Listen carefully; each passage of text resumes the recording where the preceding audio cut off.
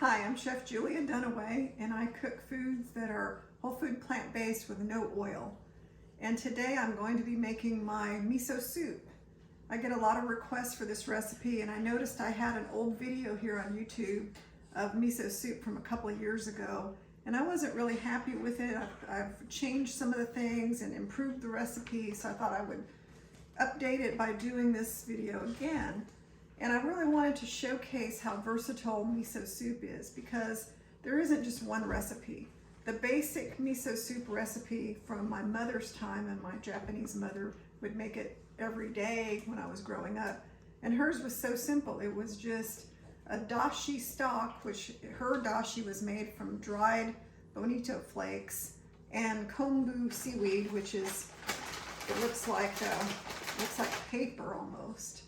And she would put that in water, then she would strain it out, and then she would have dashi stock. Well, I don't use any kind of animal products, so my dashi is made from just the seaweed. I just put a piece of seaweed in some water. This is a quart of water, and let it steep for a couple of hours. And I have very nice seaweed flavored stock, but you don't even really have to do that. There are products out now that you can use to make a kombu flavored stock, like this powder that doesn't have any sodium in it, that I purchased at the Asian grocery store. So we could use that. We could just use vegetable stock purchased, from the supermarket, but I think that doesn't make it as authentic. So another thing I use instead of the traditional dashi is Takii umami powder made from shiitake mushrooms. That works really well. So the classic components are some kind of umami, some kind of really good flavor that you really enjoy. And then to beef it up, we have to add miso. And so the secret ingredient to miso soup is really good miso. So I have some organic Hikari miso. It's a white miso. It looks brown, but it's white miso that I bought at the Asian store. However, American supermarkets such as Central Market, Whole Foods, places like that sell the same kind of miso made in America. So you can find this if you don't have an Asian store. I've used this one many times. And then I like to mix my miso, so I have some red miso. This is from that American company. So I'll mix the two. Then I also have one that is a mixture of white and red miso. I haven't opened it yet because I want to use up what I have. And this is a miso that's made with fermented rice. So it has a really nice depth of flavor. So I use things like that. So the important thing is you make a really good tasting stock from something. And it could be any of these things, it could just be one of these things, but whatever you have, and I'll show you the way I like to make it. And the other component, of course, is tofu. So miso soup is usually something that has little blocks of tofu in it. Where's my tofu? Oh, it's right here. So the tofu I'm using today is soft tofu. I'm only using half a block because I'm not making a huge batch, but if I doubled the amount I'm making today, we would use a whole block of tofu. What you can find in the American grocery stores usually is medium firm tofu. This is from Whole Foods. The soft tofu in the green box, I can only find that usually at Asian stores. And that's kind of what I grew up eating, was soft tofu. You can use firm tofu, but I think the softer the tofu, the better in miso soup. And I never use my extra firm tofu in miso soup. The other ingredients that are important are the vegetables. Now, classic miso soup only has wakame, which is seaweed. It looks like it's black seaweed. It's different from the kombu. It looks like little black flakes. And we put a little water in there, and then it just kind of blooms. And we're going to use that. So the classic miso soup has tofu, seaweed, and the miso broth. And then it usually has a couple of scallions sliced up on top. And that's all. So to make it my own, I'm going to be adding things like mushrooms, zucchini, some cabbage for the cruciferous vegetable, a little corn, some carrots, and then I call it my fully loaded miso soup because it's loaded with all these different vegetables, because I follow the daily dozen and I'm trying to eat a lot of vegetables every day. And I'll still use the wakame seaweed. All right, so for the broth for the miso soup, remember I have the water that had the kombu, you can see it in here, steeping in here. So I put that in. We don't put the seaweed in the broth. That kind of seaweed is not meant for eating. Although a little piece got in here, snuck in here, so I better get it out. As I said, we don't eat it. You can eat it, but not in this preparation. All right, and then I'm gonna add my packet of dried Kombu soup stock too, because that gives it even more of a flavor. I bought this at the Asian store, and a teaspoon of Takii umami powder. And that is made from Shiitake Mushrooms. And that really gives it a lot of good flavor. So really all I have to do with this is let it start simmering, and then I can start adding my vegetables. So I like to bring it to, well, say a boil and then turn it down, because I don't want to cook the vegetables too long. I want to get them in there and get them cooked, and that's it, very quickly. So the next step is chopping the vegetables. Okay, so now my broth is come to a boil almost. I turned it down a little bit, and I'm going to get my vegetables ready to put in there. Now, it doesn't matter how many vegetables you have. I'd say a cup minimum, and not too much more than that, because then, you know, there's not going to be enough water. If you wanted to put more than that, make double the amount. So then you would have a bigger pot and make, like, you know, a quart, 8 cups, or 2 quarts instead of 1 quart of soup stock. So I'm going to start with the mushrooms to get them in there. These are just cremini mushrooms. I prefer shiitake mushrooms, but this is what I have for today. They just, the dark mushrooms have more flavor, but if all you have are white mushrooms, they work fine too. So I'm going to get these in there. I only have 4 mushrooms because that's all I need. I don't really need too many, because then it would be too strong, too much mushrooms. In fact, I think 3 is enough, so I'm going to put at 3 and get them in here. Shiitake mushrooms, when I say that, I mean fresh shiitake mushrooms, not dried ones. Dried shiitake mushrooms are good, but they're going to be way too strong because they're intended to be hydrated in water, and then, you know, they're usually simmered, and they're very, very strong. So I have a zucchini. I'm only going to use half the zucchini. I'm going to take it and just kind of cut it into quarters, and then I'm just going to cut the quarters into smallish pieces, and I'm putting in the things that take longest to cook first. So I'm not putting in the Napa cabbage yet. If you see, hear some funny sounds and see a red-coated dog running around, that's my boxer, Kameko. Kameko means tortoise in Japanese, because her skin looks kind of, it's brindle, and that looks like a turtle. Anyway, this is carrot. Get the carrot in. I'm just cutting it into rounds. Not very thick, but not super thin either. So it doesn't have to be precise. This is just a good way to use up vegetables you have and get more vegetables in your soup. And you can put more if you wanted. I have some scallions. I'm going to put some in the soup, and then some are going to go on top. I'm saving all my scraps in this bowl that I'm putting it in. All day long I collect vegetable scraps in my bowl, and at the end of the day I take it out to the compost bin, where I am collecting a giant mountain of compost and old leaves and brown and green matter. And then this spring, when it's time for the garden, I'm going to have some really rich garden material. So I'm going to put half of these scallions here in my broth, and I'm going to save the other half to put on top, because that really is good on top. And then this is cooking. It needs to cook for a minute or 2, so while it's cooking, I'm going to go ahead and make my miso addition before I put the cabbage in. So I'll cut the cabbage, but I'm not going to put it in until I've made the miso blend, because the cabbage will wilt and cook really fast, and it won't taste very good if it's overcooked. It's one of those things that less cooking is better on the cabbage, especially this Napa cabbage, which takes no time at all to cook. And the same with the tofu. We don't really need to cook the tofu. You know, tofu, when you get it, is already cooked. It's made from soybeans that have been cooked. But we want to heat it up. We don't want to eat cold tofu. So I usually take the tofu, cut it into equal pieces. So I've cut it into 6 slices. I'm going to rotate it, cut it into, let's see, 4. And this will make really tiny little cubes of tofu. I don't know if you've ever noticed, but when you go to the Japanese restaurant, the tofu in your soup is really small. It's not great big huge chunks.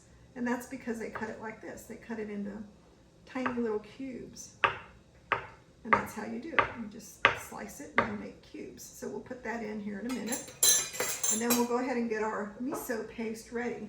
And what we're going to do is we're going to take some of the water out of our stock. Try not to get solids in it. And we're going to take our miso paste and mix it with this really hot water. Because if we were to drop our miso paste into the soup as it's boiling, it would just clump up and turn into just a big mass. It wouldn't blend in very well, so that's why we just go ahead and mix it with some of the hot stock. So we're going to put the equivalent of about 3 tablespoons of miso, or it could be as little as 1.5 tablespoons of miso. And the reason I say, you know, it varies because some people are really sensitive to sodium, and miso does have quite a bit of sodium in it, but it's supposed to be good for you. So the fact that miso has sodium in it is offset by the probiotic properties of miso and the health benefits of the soy. So, you know, miso soup is not an unhealthy thing, but if you're really concerned about the sodium, then don't use as much. I am using 3 tablespoons, 2 white and 1 red. Like I said, I like to mix them. And then you can see that the miso mixes really well with that small amount of hot broth from the pan. And I'm kind of using my little rice scraper to, because the miso is very sticky. All right, so I'll mix this. And now it's about the right time to add my tofu and my cabbage, because that's not going to take long to cook. So I'll let this sit, and I'll add this, the cabbage and the tofu. And remember, we also talked about some of the other ingredients. We talked about remember that little black seaweed that I showed you early on that was from the package called wakame? So this is the little pieces of black seaweed. They hydrated in water for a few minutes. And I'll just kind of drain it over here and squeeze it out. And I can just throw that in. We don't have to cut it. It's not intended to be in tiny little pieces. It's kind of in bite-sized pieces. If you don't think you would like wakame, because, you know, to some people it's an acquired taste. It's, you know, strong tasting. To some people, I find it not strong and unpleasant, but I was raised by a Japanese mother. But, you know, sometimes Americans, people that haven't eaten this kind of food, when they taste things like seaweed, they get grossed out and they say, oh, I don't like the taste of seaweed. All I can taste is seaweed. So don't put it in if you don't think you like it. You can leave it out and just have the regular old vegetables in here. All right, so we have everything in here. We have our beautiful Napa cabbage, our zucchini, carrots, mushrooms, scallions, and our last ingredient, our last vegetable is some corn. I know that's not a traditional vegetable, but you know, it's okay. We don't put much in it. I happen to have some corn left over from my dinner last night, so I believe in putting things in here that I would have around. And now everything in here is cooked. If you were to look at it, you would see the cabbage didn't take very long. It's nice and wilted. It still retains its color. I'm going to turn the heat up for a minute and make sure everything's cooked through, and then we'll add our miso paste mixture. And when we do that, we want to make sure that the heat has been turned down, because the probiotic and the positive elements of the miso paste, if you put them in boiling water, it kind of destroys that part. So we don't want to ever put miso paste in boiling water. And it looks like my cooking companion, Kimeko, decided that she was just going to lay on the floor right behind me so she could trip me up in case I moved back. All right, so I think this is at the point where we can add our miso paste. Everything looks cooked. And so you see this process did not take long at all. And that is something to keep in mind, because if you were to keep cooking these vegetables for too long, it kind of, you know, ruins the good, like the crunchiness of the fresh vegetables. So I like my vegetables to not be overcooked. So now I'm going to turn this down to low. I'm going to add all this beautiful miso paste. And some stayed in the bowl, so I don't want to waste any. And again, if you didn't want it to be as strong with the miso paste, you could use as little as a tablespoon and a half instead of 3 tablespoons, and you would end up with really good miso soup. And so now our next step is just plating it. All right, so the miso soup is ready. We can serve it in a traditional kind of a lacquered soup bowl. You've probably seen these bowls in the Japanese restaurants, but I have a bowl I got when I was in Japan from Mashiko Pottery Village, and it's a Japanese soup bowl, so I'm going to use that one because it's one you'd probably see me using when I was having my lunch alone. I'm going to load it up with lots of vegetables because I really like the vegetables.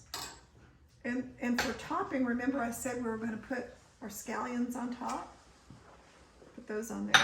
And you can make a much bigger bowl than this. I'm just showing you this typical Japanese size miso soup bowl because it's not the whole meal. The Japanese eat the miso soup with their rice, some kind of, you know, fish or something. In my case, I would eat tofu, a couple other vegetables. There's usually several ingredients, not just soup. But the way I eat the miso soup, following my whole food plant-based no oil way of eating, is I'll eat a bigger bowl and have some rice on the side. So that's the way I like to eat it. A popular ingredient is red pepper mix. It's shichimi togarashi, and it's not really hot. It's got citrus and lots of really good things in it too. And then I noticed some people like to put things with sesame seeds on their miso soup. I usually don't, but I use this Eden shake. The label has been torn off by Amazon because it came in a set. But I use this Eden shake, which is a sesame sprinkle with ume plum and black sesame seeds, white sesame seeds. I use it on my greens, and it's really good. So the way to eat miso soup in Japan is use your chopsticks to get out the hard ingredients. So you eat things with the chopsticks. But to have the soup, you sip on the soup. You don't use a spoon. So in America, I've noticed that in restaurants, when miso soup is served, it tastes really good. When the miso soup is served, they give you like a Chinese soup spoon, and that's okay. Use a spoon if you need to. I tend to eat it the Japanese way a lot of times, but when I put all these vegetables in it, it tastes better to eat it with a spoon. So don't feel bad if you eat it with a spoon. So remember, make miso soup any way you want. The key ingredients are the tofu, the miso, green onions, something with mushroom powder, dashi stock. The complete recipe will be in the show notes. And you can customize this and make it your own. Put whatever vegetables you like in it. I probably wouldn't put cauliflower in it, but pretty much anything goes. Just make it to where you'll eat it. Eat it with a bowl of nice brown rice. Have it for breakfast, have it for lunch, have it for dinner, but it's a great way to get in vegetables. The bean part is the miso and tofu for the daily dozen, and the rest of it is just very nutritious and warming and healthy, and it's just a pleasure to eat it and always makes me think of my mother. So thank you for watching my video. I hope you subscribe to my YouTube channel and watch the rest of my videos. They're all whole food, plant-based, no oil. You can also follow me on Facebook on Chef Julia, that's my business page, and Instagram. So thank you again. Bye-bye for now.